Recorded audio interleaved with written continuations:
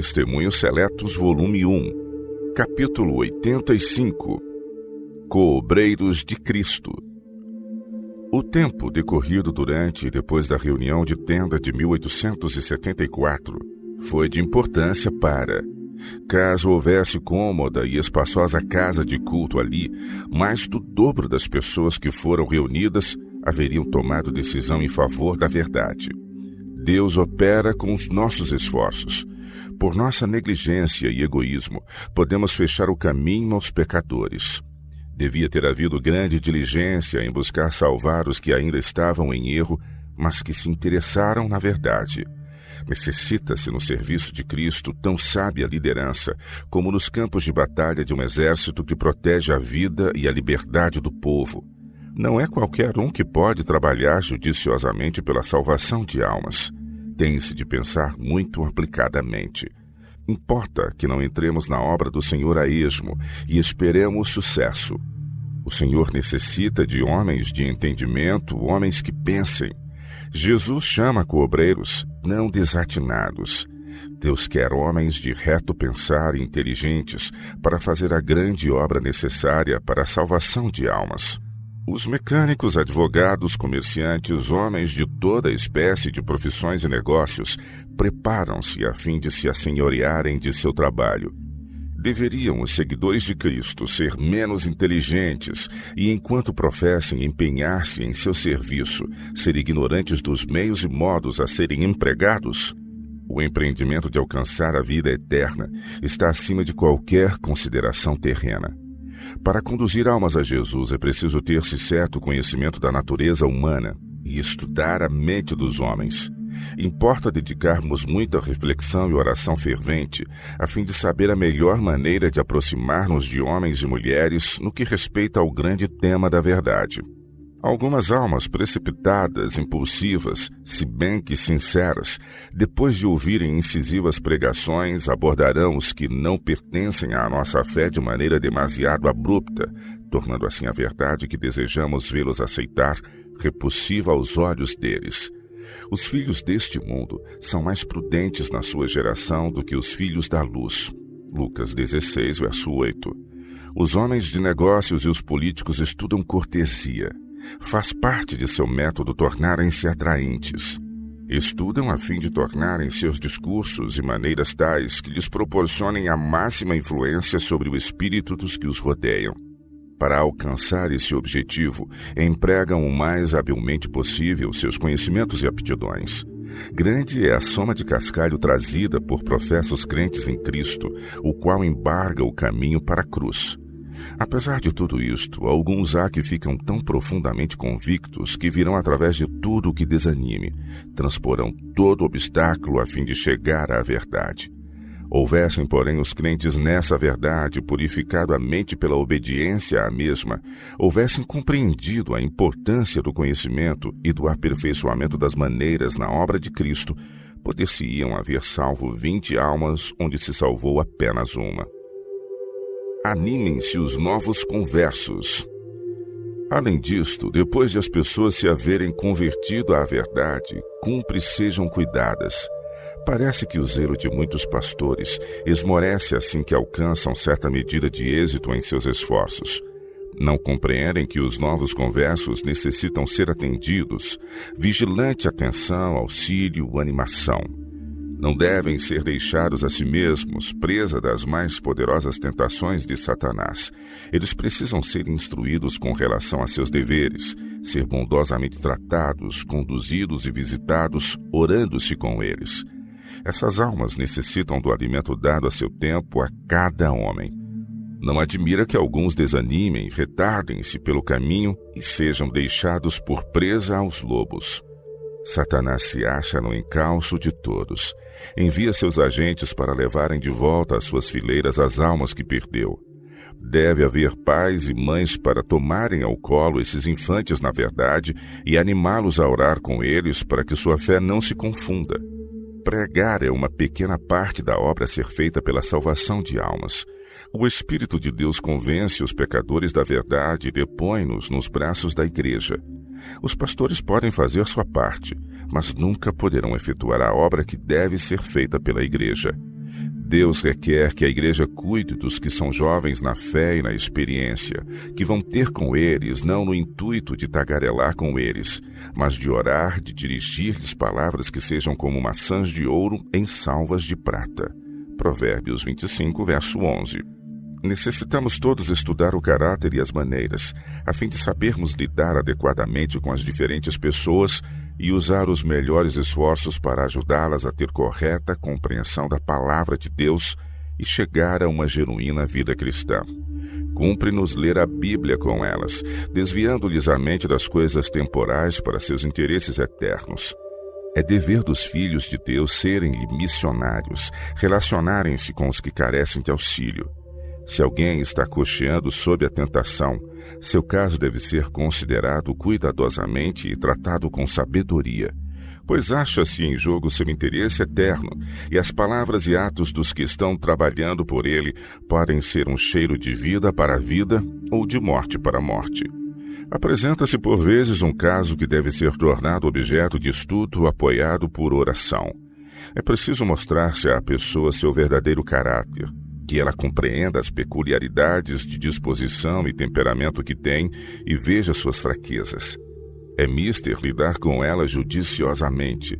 Caso seja acessível, se o coração se lhe comove por esse trabalho sábio e paciente, poderá ser ligada a Cristo por fortes laços e levada a confiar em Deus. Oh, quando se faz uma obra assim, toda a corte celeste a contempla e se regozija, pois uma alma preciosa foi livrada dos laços do inimigo e salva da morte. Não valerá a pena trabalhar inteligentemente pela salvação de almas?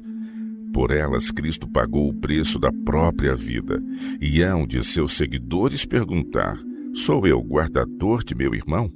Gênesis 4, verso 9. Não trabalharemos em concerto com o Mestre? Não apreciaremos o valor de almas por quem nosso Salvador morreu? A obra pelas crianças. Tem-se feito alguns esforços para interessar as crianças na causa, mas não suficientemente. Nossas escolas sabatinas devem ser mais atrativas. As escolas públicas nos últimos anos aperfeiçoaram grandemente seus métodos de ensino. Lições ilustradas, gravuras e quadros negros estão sendo usados a fim de esclarecer a mente das crianças às lições difíceis. Da mesma maneira, pode ser simplificada a verdade presente, apresentando-se de maneira intensamente interessante às mentes ativas dos pequenos. Pais que de outro modo não seriam alcançados são-no com frequência por meio de seus filhos. Os professores da escola sabatina podem instruir as crianças na verdade e estas, por sua vez, a levarão para o círculo doméstico. Poucos mestres, no entanto, parecem compreender a importância desse ramo da obra. Os métodos de ensino com tanto êxito adotados nas escolas públicas podem ser empregados com idênticos resultados nas escolas sabatinas, sendo o meio de levar crianças a Jesus e educá-las na verdade bíblica. Isto fará benefício incomparavelmente maior do que a promoção religiosa de caráter emocional, que passa tão prontamente como vem. Importa nutrir o amor de Cristo. É preciso mais fé na obra que acreditamos deva ser feita antes da vinda de Jesus. Cumpre haver mais abnegação, mais labor feito com sacrifício na devida direção. Importa também que haja atento estudo, apoiado por oração quanto à maneira de trabalhar com os melhores resultados. Devem-se elaborar cuidadosos planos. Há entre nós mentalidades capazes de inventar e executar, uma vez que se aplicam a isto. Grandes seriam os resultados de esforços bem dirigidos e inteligentes. Interessantes reuniões de oração. As reuniões de oração devem ser as mais interessantes que se realizem. São, no entanto, frequentemente fracamente dirigidas. Muitos assistem ao culto de pregação, mas negligenciam as reuniões de oração. Também nisso exige-se reflexão. Precisamos buscar sabedoria de Deus e fazer planos para dirigir essas reuniões de maneira a torná-las interessantes e atrativas. O povo tem fome do pão da vida. Se o encontrarem na reunião de oração, ali irão buscá-lo. Longas e fastidiosas palestras e orações são inadequadas em qualquer parte e especialmente na reunião de oração. Os que são desinibidos e sempre prontos a falar, tomam a liberdade de sacrificar o testemunho dos tímidos e retraídos. Os mais superficiais têm geralmente mais a dizer. Longas e mecânicas são suas orações. Fatigam os anjos e os que os escutam. Nossas orações devem ser breves e diretas, que as longas e enfadonhas petições fiquem para nosso aposento particular, caso alguém queira fazer alguma dessa espécie. Deixai que o Espírito de Deus vos entre no coração, e ele daí expelirá toda a seca formalidade. O poder da boa música. A música pode ser uma grande força para o bem. Não fazemos, entretanto, o máximo com esse ramo de culto. O canto é feito em geral por impulso ou para atender a casos especiais, e outras vezes deixam-se os cantores ir errando e a música perde o devido efeito no espírito dos presentes. A música deve ter beleza, emoção e poder. Ergam-se as vozes em hinos de louvor e devoção. Chamai em vosso auxílio, se possível, a música instrumental, e deixai acender a Deus a gloriosa harmonia em oferta aceitável. Mas por vezes é mais difícil disciplinar os cantores mantendo-os em concerto do que aperfeiçoar os hábitos de oração e exortação. Muitos querem fazer as coisas segundo sua maneira particular, fazem objeções aos conselhos e impacientam-se sob liderança. Necessitam-se no serviço de Deus de planos bem amadurecidos. O bom senso, eis uma coisa excelente no culto do Senhor. Devem-se consagrar a Cristo as faculdades pensantes, idealizando-se meios e modos de o servir melhor.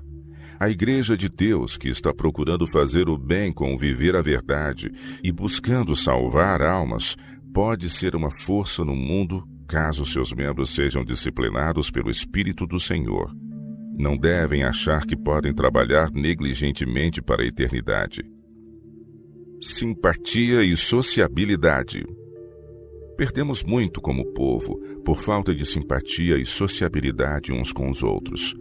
O que fala de independência e se fecha em si mesmo não está preenchendo o lugar que lhe foi designado por Deus. Somos filhos de Deus, dependendo mutuamente uns dos outros quanto à felicidade. Impendem sobre nós os reclamos de Deus e a humanidade. Cumpre-nos a todos desempenhar nossa parte nesta vida. É o devido cultivo dos elementos sociais de nossa natureza que nos põe em simpatia com nossos irmãos e nos proporciona felicidade em nossos esforços por beneficiar os outros. A felicidade do céu consistirá na pura comunhão de seus seres santos, a harmoniosa vida social com os benditos anjos e com os remidos que lavaram seus vestidos e os branquearam no sangue do Cordeiro. Não nos podemos sentir felizes enquanto nos encerramos em nossos próprios interesses. Devemos viver neste mundo para ganhar almas para o Salvador. Se ofendemos os outros, prejudicamo-nos a nós mesmos. Se os beneficiamos, somos nós mesmos beneficiados, pois a influência de toda ação boa se reflete em nosso próprio coração.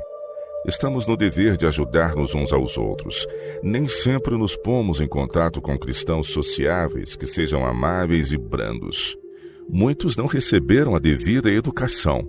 Têm caráter rústico, são ásperos e cheios de acidentes e parecem torcidos em toda maneira. Ao passo que ajudamos essas pessoas a reconhecerem seus defeitos, é preciso termos cautela para não nos impacientar e irritar com as faltas de nossos semelhantes. Há pessoas desagradáveis que professam a Cristo. A beleza da graça cristã, no entanto, transformá-las-á caso se empenhem diligentemente na obra de obter a mansidão e a gentileza daquele que a seguem, lembrando-se de que nenhum de nós vive para si. Romanos 14, verso 7. Coobreiros de Cristo, que exaltada posição! Onde se encontrarão os missionários abnegados nessas grandes cidades?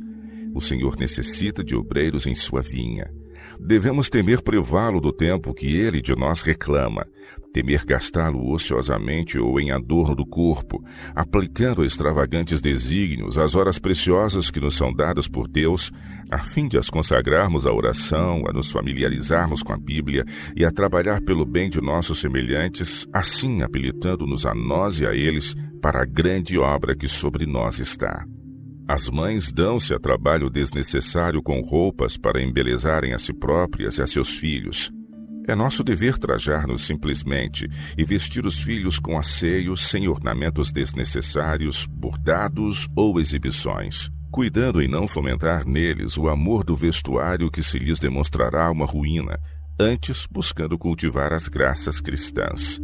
Nenhum de nós pode ser desculpado de suas responsabilidades e de maneira alguma podemos estar sem culpa diante do trono de Deus, a menos que realizemos a obra que o Senhor nos deixou para fazer. Precisam-se missionários para Deus, homens e mulheres fiéis que não se eximam às responsabilidades. O trabalho feito judiciosamente dará bons resultados. Há trabalho real a fazer. A verdade deve ser levada perante o povo cuidadosamente por aqueles que aliam a mansidão à sabedoria. Não nos devemos manter afastados de nossos semelhantes, antes aproximarmos-nos bem deles, pois sua alma é tão preciosa como a nossa. É-nos possível levar-lhes a luz aos lares, pleitear com eles num espírito brando e submisso a Deus, para que se elevem ao exaltado privilégio que lhes é oferecido, orar com eles quando parecer oportuno e mostrar-lhes que podem atingir as mais altas realizações, falando-lhes então prudentemente das sagradas verdades para estes últimos dias. Há entre nosso povo mais reuniões para cantar do que para orar, mas mesmo essas reuniões podem ser dirigidas de maneira tão reverente e todavia tão animada que possam exercer benéfica influência. Há, porém, demasiado gracejar, conversas ociosas e tagarelice para se tornarem esses períodos salutares, elevando os pensamentos e aperfeiçoando as maneiras.